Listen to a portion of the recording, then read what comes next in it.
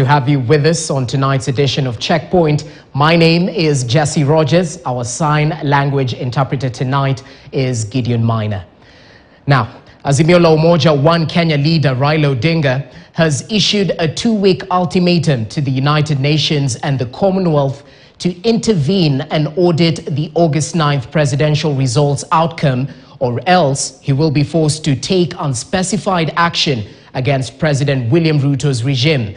Speaking during Azimio rally held at the Jacaranda grounds today, the former premier rubbished plans by the Directorate of Criminal Investigations to probe the 2022 presidential election outcome, saying it is an exercise in futility aimed at hoodwinking Kenyans. KTN's political affairs reporter Emmanuel Tor was in Jacaranda and filed the following report. Just a week after his rally held at the Kamukunji grounds, Azimio la Umoja One Kenya Captain Raila Odinga Sunday led his opposition troops to the Jacaranda grounds Embakasi East constituency for another public consultative meeting aimed at piling pressure on President William Ruto's administration. Raila began by trashing the plans by the Directorate of Criminal Investigation DCI to look into the alleged forged presidential results outcome. Odinga gave a 2-week ultimatum for the United Nations to act on the matter to avert a looming political tsunami. Kwanza tunataka Commonwealth Secretariat, the United Nations, itume inspectors hapa Kenya. Sio Bwana Ruto, tunaelewa vizuri. Within the next 2 weeks, lazima Wakenya watachukua hatua yao wenyewe. Hata uwe mtu wa aina gani, siku yako ya kuingia dunia ni moja na ya kuondoka ni ngapi? Tuache uoga, tuchukue haki yetu. Kama ni maandamano, iwe ni amani kama ya leo. Tukienda mahali popote, tuwe most disciplined. The former Prime Minister says the DCI cannot be trusted since it is a state agency advancing the interest of the president whom he claims is illegitimate. DCI wewe ni mwajiri ya Bwana Ruto. Huwezi kufanya uchaguzi. Wewe unafanya nani uchaguzi ya nini? Wewe ni pagasi ya Ruto. Odinga has now threatened to release CCTV footage showing former electoral agency boss Wafula Chebukati's visit to his home and the details of the meeting that he alleges were meant to influence the August 9 polls. Wale walikuja kwangu kufanya nini? Niomba nini? Niomba nini? Ndio kwa mimi niko na picha yao. Kwa runinga. Wakicheza mimi nitatoa.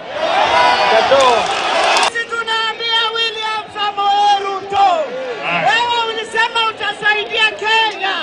Wewe tutakung'oa Kenya bwana. Asante. Umewacha watu wanaumia. Kenya inaumia. Na unatugongea kifua. Kwa wananchi walio hapa, kwanza wana Nairobi, kazi mtaani tunataka irudishwe, zirudishwe. Hiyo pesa ya kazi mtaani tulishaibajetia na iko imepelekwa wapi? The opposition chief also wants investigations opened on the killings of the International Criminal Court witnesses whose cases collapsed. Wale mashahidi wa ICC kule The Hague wameenda wapi? Moja yao alikuwa anaitwa Bwana Kinyebei. Early Azimio leaders had attended a church service at the Jesus Teaching Ministry where calls for reconciliation took center stage. President William Ruto and his deputy that they need to bring the country together. They should tone down in their speeches. Yes. And speak reconciliation. Not just a thumping. Raila now plans to escalate his rallies countrywide as the anti-Ruto campaigns hot up. And after today's rally, Azimio la Umoja One Kenya leader Raila Odinga will now be continuing with nationwide rallies, starting with Kibra constituency next week as he continues to pile pressure on the Kenya Kwanza administration. Emmanuel Tor, KTN News, Jacaranda Grounds, Nairobi. Moving on, President William Ruto has said he will continue focusing on service delivery and will ignore the ongoing rallies by Azimio la Umoja, saying he will not be coerced into entering in any sort of agreement with Raila Odinga.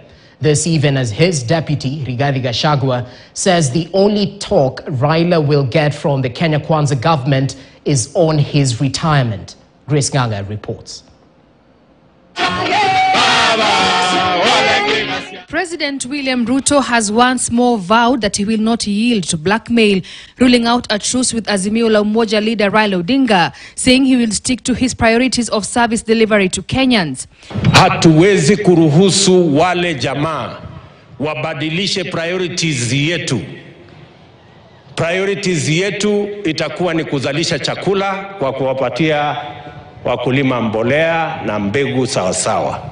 On his part, Deputy President Rigathi Gachagua said Odinga is only stuck in a political crisis, urging the president not to be forced into a handshake, saying Odinga has a dubious record of rejecting poll results. Baba yake alisumbua baba ya Uhuru Kenyatta. Yeye akasumbua Moi, akasumbua Kibaki. Amechukua Uhuru, amemweka kwa mtaro. Sasa, mnataka aweke rais wetu kwa mtaro? Na kama utaona hiyo mzee ni sawa kwa sababu ni Mkenya. But you should only, Your Excellency, consider to have only one discussion na hiyo mzee, to discuss his exit from politics and permanent retirement from the politics of Kenya. This even as leaders allied to the Kenya Kwanza government continue to criticize the Azimio wave for the political rallies that they have been holding in various grounds in the capital, urging Ruto not to be distracted and rather focus on the development of the country. Demonstrate on Monday. On Tuesday, you can go back to the demonstrations. You can picket on Wednesday. You can boycott on a Thursday. You can go back to Maandamano on a Friday. But I want to give you the bad news. The person you are dealing with, the President of the Republic of Kenya, huyo hawezi tishwa na maandamano. Leader of Majority Kimani Ichung'wah said Odinga and his team are now aiming at forcing electoral reforms so as to have a political negotiation in the reconstitution of the Independent Electoral Boundaries Commission IEBC ahead of the 2027 general election. And all we did, Your Excellency, in this parliament was to amend that unconstitutionality in the IEBC bill that was authored under the handshake regime, passed under the handshake regime, and it was used to appoint the Cherera 4 commissioners. I want to tell them, you are lying on the bed that you made. Ile sheria iko sahihi ya kuchagua makomishona. Wewe unaongoza maandamano, mzee wetu, mkiwa na kaka yako ambaye ni rais amestaafu. Nyinyi wenyewe ndio mlitengeneza hiyo sheria. He, however, dismissed claims that the bill is for the interest of President William Ruto to have him an upper hand on who will be the next chair and who will constitute as commissioners, saying the amendments of the bill was formulated by both the Kenya Kwanza and Azimio camps. Wewe rais haukuwa bunge tukitengeneza hiyo sheria. I can confirm all members of parliament wa Azimio walikuwa bunge tukitengeneza hiyo sheria. Further, they said that the ongoing protests are being financed by an individual who wants the truth behind the chaos that erupted on August 15 to remain hidden, dismissing claims that Ruto has borrowed billions of shillings only 4 months since he assumed office. This current budget of this financial year 2022-2023, katika hiyo budget iko na deficit ya 862 billion Kenya shillings. Ile pesa ati ilikuwa inatakikana ukope ndio nchi yetu ikae sawasawa this financial year. I want to assure the people of Kenya that our president has not even borrowed a quarter of that money. Grace Nganga, KTN News, Nairobi. Well, the political storm is definitely brewing, and stay tuned. We'll definitely have a conversation related to the current affairs in the political landscape in just but a few. But let's look at the latest in terms of education matters, where the country is set to open a new chapter in the education system, with junior secondary students reporting to school beginning tomorrow. Over 1.2 million learners will join grade 7, which will be domiciled in primary schools. The learners, who will have new uniforms distinct from primary school students, will also be the inaugural class of a new junior secondary curriculum. Our senior reporter, Rita Tinina, has more details. After months of a push and pull over the domiciling of junior secondary schools, learners are finally set to join grade 7. The rollout kicks off amid concerns over the capacity of schools to handle the transition phase, with classrooms, laboratories and teacher utilization being the major challenges. Based on an assessment of availability of classrooms, laboratories and whether the schools have adequate water and power supply, over 20,000 public and private schools have been approved to implement the junior secondary curriculum. The government is keen to ensure a 100% transition rate for all grade 6 learners joining grade 7. Every learner will get 15,000 shillings as capitation to facilitate free learning. Learners in public day schools will not pay school fees, unlike those in schools with boarding wings. In total, the government will spend Kenya shillings 9.6 billion for the learners in a junior secondary school this current year. The Teachers Service Commission is out to ensure junior secondary schools have adequate teachers. All graduate primary school teachers and the majority of the 30,000 new teachers who will be recruited will be deployed to junior secondary schools. As these children report to grade 7, they already have a teacher posted there who will act like a mentor for the other teachers who will then join as we continue to vet those teachers with higher qualifications. The government will supply textbooks to all students in public schools in the 14 learning areas, 2 of which are optional. English, Kiswahili, mathematics, integrated science, health education, social studies and religious education are among the compulsory subjects. Curriculum designs and curriculum support materials are living documents. So even as we distribute them to schools, the Institute welcomes feedback from the people who will be using them. That includes learners, teachers, parents, so that we may use that feedback for purposes of review when the time comes and any necessary amendments. But despite efforts by the government to ease the burden on parents with the capitation and supply of books, parents will still have to dig deeper into their pockets to acquire new sets of uniforms for junior secondary students to differentiate primary and junior secondary school learners in the same compounds. With the government's efforts to roll out the new phase of learning, the real test will be on the ground in schools as learners join junior secondary. Elsewhere, Education CS Ezekiel Machogu and Marsabit Governor Muhammad Ali commissioned secondary school scholarships to over 1,000 beneficiaries from poor families who will join high school this term. Speaking at the ceremony held at Moyale Primary School, the Cabinet Secretary announced the government's capitation allocation to help grade 7 students with 25% to aid in schools' infrastructure development. Ali Manzu with the details. As Marsabit residents are reeling from effects of drought that has led to millions of livestock dying in the past 1 year, a situation that deprives families a lot of money to send their children back to school this term. The Marsabit County has started a program to fund students joining Form 1 from poor families.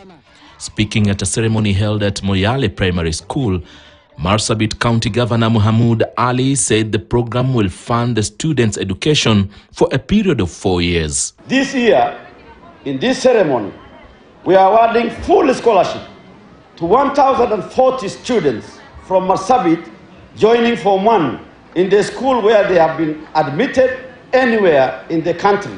The Marsabit County Scholarship Fund is a commendable example of how the foreign governments can complement the efforts of the national government, parents, and other well-wishers in ensuring that deserving learners are not denied access to education because of their socio-economic background. On his part, the CS for Education, Ezekiel Machogu, who was the chief guest, congratulated the cohort. and reiterated that the government will fund part of the education for junior secondary school students, as the Ministry of Education is also funding 25% of school infrastructure.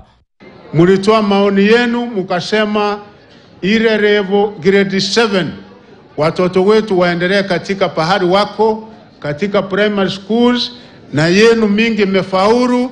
Tutarete pesa kila mwanafunzi ambaye anaenda hiyo darasa la 7. Marsabit County Governor Muhammad Ali encouraged parents and students to take up the opportunities and develop education, as his administration is striving to strengthen the standards of education in the area. Honorable CS, this program and our action today reaffirm our faith in the values of compassion and caring for each other. It reaffirms our belief in the power of education and our commitment to ensuring that no matter where a child comes from, no matter the socio-economic status of his or her parent, every child should have access to education. Marsabit County has spent 143 million shillings to support education for students who have joined Form 1 this year, while the program will continue for the next 4 years until they finish high school education. Ali Manzu, KTN News, Nairobi. Well, away from education matters, matatu owners in Nairobi now want the planned relocation of public service vehicles from the city center to matatu termini outside the CBD halted. New Matatu Owners Association Chair Lady Patricia Mudheo Musimi insists that the county government of Nairobi should not sideline the PSV operators from the negotiating table with regards to the implementation of the city's decongestion plan. They claim the initiative will fail because private vehicles are the majority and should be locked out of CBD instead of matatus. Willie Lusige reports. The county government of Nairobi is still pushing for relocation of public service vehicles from the city center to the newly built Green Park terminus and other bus parks outside the CBD as a way of decongesting the overcrowded city. Our city cannot remain how it has always been. We must improve it. But the new Matatu Owners Association Chair Lady Patricia Mudheo Musimi now wants the relocation of PSVs from the city center completely halted. We all have fingers pointed out to matatus, and no one has ever done a study as to how many private vehicles get into a city annually. We are not the contributors of congestion in CBD. Plans to decongest the National Central Business District might hit a snag if threats by the Matatu Owners Association are anything to go by. Matatu owners believe that personal vehicles are the one to be banned from the CBD if the government is serious with the decongestion. And before we are told to move out of Nairobi, we need a case study, a documented case study, not a targeted attack to business community. Not compel a bus that is carrying masses as the main contributor to congestion and disregard the private vehicles. We want to discourage private vehicles coming to CBD, which carry one person. I think we should reconsider taxing them a bit high. The issue of contention termed as lack of dialogue and what Matatu owners describe as a discriminative approach by the Nairobi County government, as a result, reducing them to poor millionaires. I think we are targeted because it's an industry that has money available. Is it true matatus are being targeted as a result of their drivers and touts being indisciplined? Mimi mwenyewe nishakuwa driver wa matatu for 2 years, nikakuwa conductor for 2 years, ndo nikuja leo nikuwe chairman. I was driving from Nairobi to Rongai. Nilikuwa naenda more than 14 trips in a day. A driver is a driver. Once you have an experience, you are a good driver. According to Sakaja, bus stations are set to be constructed outside the CBD, where all public service vehicles will be terminating their journey. Bishop Nairobi atushindani na Vihiga ama Sigalagala, tunashindana na Singapore, na New York, na London. We are the car owners. And for anything to work or go through, we need to be consulted. And this is a call to all government stakeholders, to each and every stakeholders. We are ready. Willie Lusige, KTN News, Nairobi.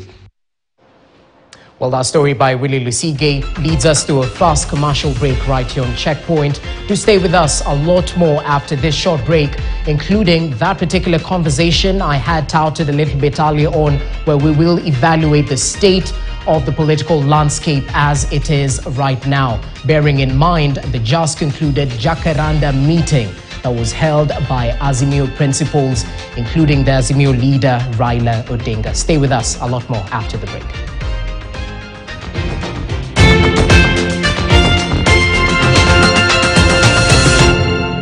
Okay, thank you. Hi there. Selena, it's great seeing you getting so much value for your money. Well, it's important to save as much as you can. You save everywhere.